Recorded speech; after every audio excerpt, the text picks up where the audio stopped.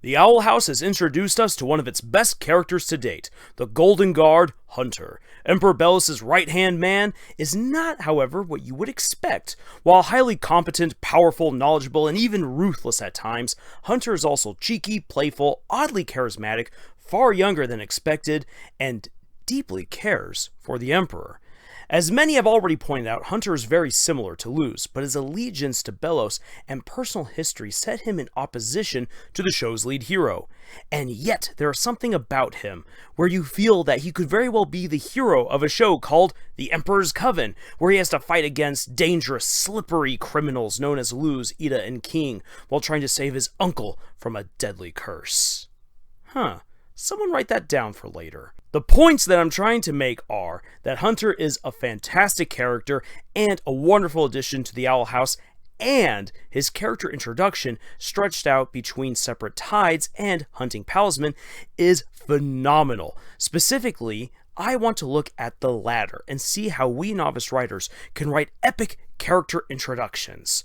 Hi there everyone, Lars here from Camille's Harem. Not just a podcast for novice writers by novice writers, but also a YouTube channel by novice writers for novice writers. Because writing is an adventure, it's more fun with friends. And the Owl House Season 2 has already been a crazy adventure, as we've learned more about King's past, met Ida and Lilith's mother, discovered more about magic, Hooty finally has a real friend in Lilith, Gus has got some much needed character development, and we're getting more about the Day of Unity. I'm sure I'm not skipping anything else, am I?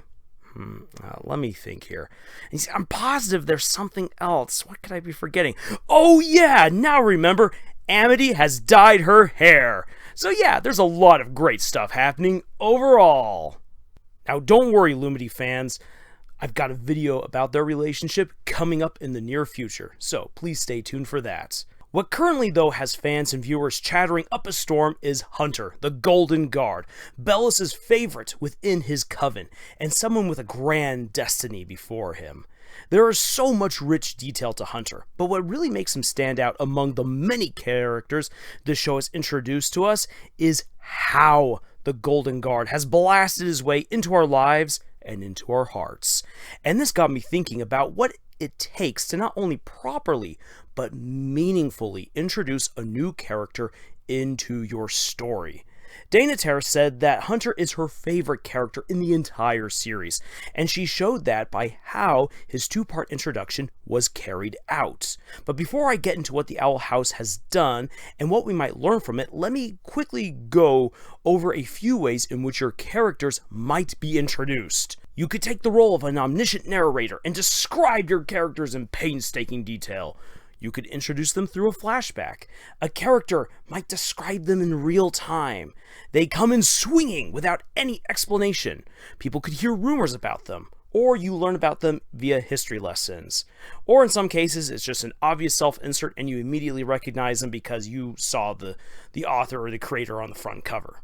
And you know what? All of these are pretty much dumb examples because here's the rub. It's hard to write good character introductions. Pretty much everything I've just listed are the sloppy, messy ways in which novice writers tend to introduce their characters. Sometimes new writers just go into way too much detail, or way too little. And sometimes a lot of it's just contrived, or like we read a page worth of someone standing in front of the mirror in order to get all of the detail, or they pause in the lunch line while wind and light cast them into sharp relief to justify the shock and awe, and then once again, the page-long description. That can be really bad, and just as bad is the page-long description of degrading rhetoric to make it clear how scummy, self-loathing, or down-to-earth and personable a character is. Honestly, what happens a lot here is a conflict between showing and telling. The key is balancing what you tell your audience about a character and how they look or act, and showing them their personalities and actions. Here are some examples I can draw up before jumping into what the Owl House does with Hunter. So, let's dive into our very first one.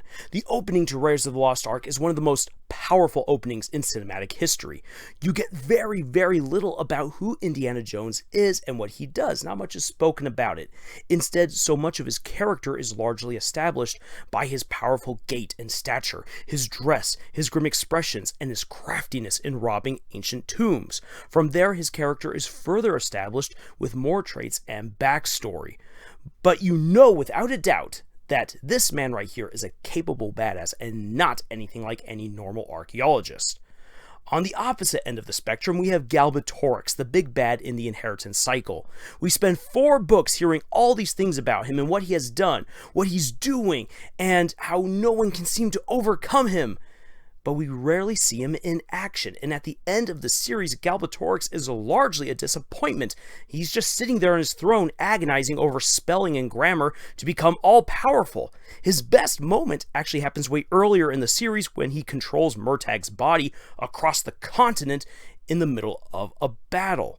Otherwise, we get really nothing about him except for what we are told, which is in complete contradiction to the laziness and disappointment that we are shown, and it degrades his villainy.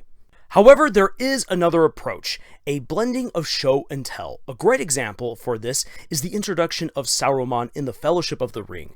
In both the book and the movie, we are provided with a brief explanation of Sauromon's power and wisdom, and when we get to see him, we get to see that power.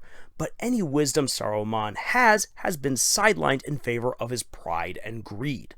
This combination of show and tell, even though the showing somewhat contradicts what we have been told, gives us far more to think about in regards to that character, which in turn gets us as the audience more engaged with the villain. Now, the Owl House takes the Sauromon route when introducing Hunter. We are told only a little about him before actually meeting him and seeing how his actions confirm or contradict what we've already been told. But not only that, the Owl House essentially introduces him twice, once as the Golden Guard and the other time as Hunter. This approach delivers us with a complex, charismatic, and engaging individual. So let's break it down. In the episode Separate Tides, Lilith derisively describes the Golden Guard as a genius teenage prodigy who clearly has the Emperor's close attention, but in reality he's just a brat, and she insinuates that he isn't a great leader. Previously, we have seen the Golden Guard as a figure lurking creepily in the shadows, and tasked with keeping an eye on the Owl House and its residents. When we get a glimpse of the Golden Guard's office aboard the vessel hunting the Silky Dama, we see that it's full of Emperor Belus' symbols and Coven iconography. Clearly, the Golden Guard is a fan and cleverly captures King to use him as a hostage against Ida and Luz. He is presented as being pretty ruthless in making his deal with Ida and Luz, essentially offering them imprisonment and death unless they do what he says. He comes across as a villain who perfectly complements the cruel Emperor. And yet, we get 2 very interesting shots afterwards. One of him playing with King and finding the little demon to actually be pretty cute, and then of course his iconic "bye" as he flies away. These 2 brief moments reveal that there is a quirky and playful side to the Golden Guard. There's obviously far more to him than what we have previously guessed, even though Lilith's description of him seems to be pretty spot on. This is when we get to the second introduction, this time of the Golden Guard as Hunter in the episode Hunting Palisman. When he helps Emperor Belus during one of his fits, which is a highly enlightening scenario, we hear him refer to the Emperor as Uncle, and later learn that Hunter was adopted by Belus. He is clearly disturbed by Belus' condition and genuinely wishes to save his mentor and father figure. However, his mission to kidnap Palisman to be consumed goes awry when Luz ambushes him. And a quick side note here, I love that he is whistling the show's theme when she attacks. Ugh, him again. After Luz gets the better of him, Hunter is quickly revealed to be powerless, relying on so-called artificial magic that Belus has given him, and just like Luz, Hunter has honed many other skills to make up for his lack of magical prowess. He's incredibly intelligent and very well studied, but he's also self-conscious about his position.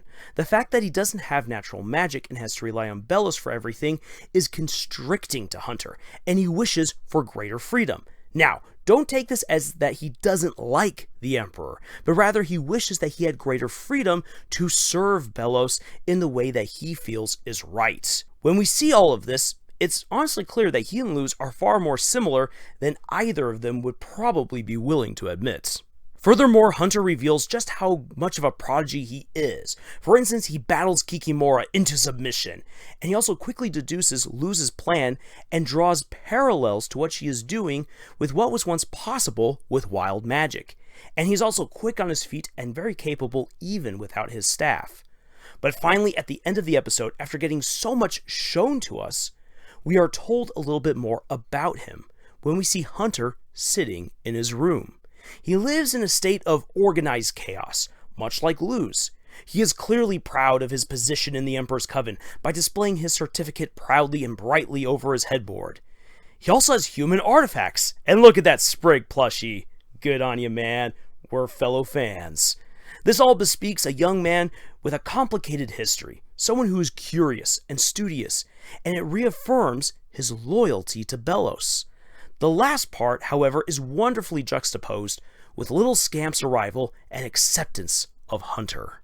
These two episodes, these two introductions for Hunter, the Golden Guard, quickly deliver us so much about his personality, his background, his goals, and place within the story. This is a phenomenal presentation and introduction to a phenomenal character. With so much that we get to see in Separate Tides and Hunting Palisman, it's honestly little wonder that Hunter is Dana's favorite character and that he's supposed to play a big role in the overall plot. The combination of showing and telling is what makes this character's intro so powerful and memorable. So for all you writers out there, this is what I would suggest to you.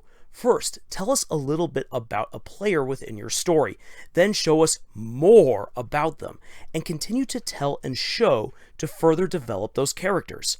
Again, this is a real strength to the Owl House overall. The show has many amazing and deep characters that make up its cast.